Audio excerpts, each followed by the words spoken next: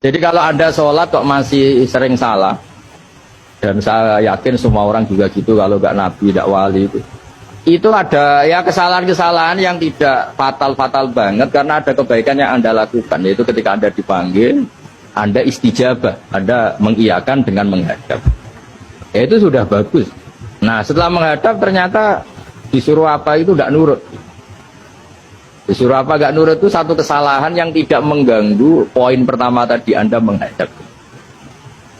Sehingga banyak cerita di hadis-hadis ada sahabat yang zaman itu tidak soleh-soleh banget. Zaman itu ketika Nabi, saya ini mau sholat ya Rasulullah, tapi jangan diminta berhenti dari begini-begini. Beliau menyebutkan sekian kemungkaran sahabat tadi. Nabi komentarnya itu sayan hahumayakul.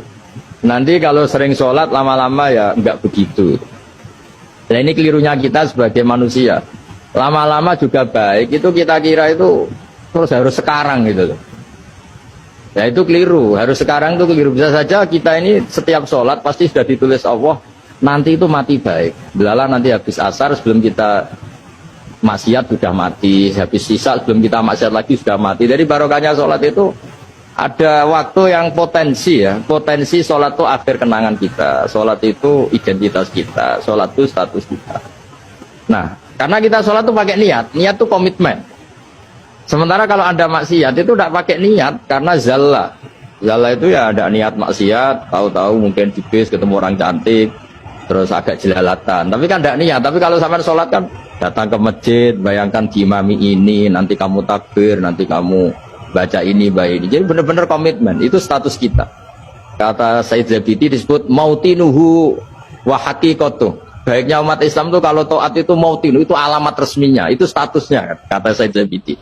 Tapi kalau dia maksiat itu zallah, zallah itu kepleset.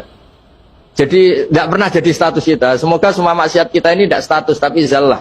Tapi ketika taat itu status, hakikat kita. Maka fal'ubudiyah ya haqiqatuh wa mautinuhu wa dhatuh. Ini kata Said Abdul Az-Zabidi pengarang Itham. Orang Islam itu orang yang ketika ibadah itu identitasnya betul, ketika ibadah itu Allahu Akbar, dia berharap rahmatnya Allah gini-gini.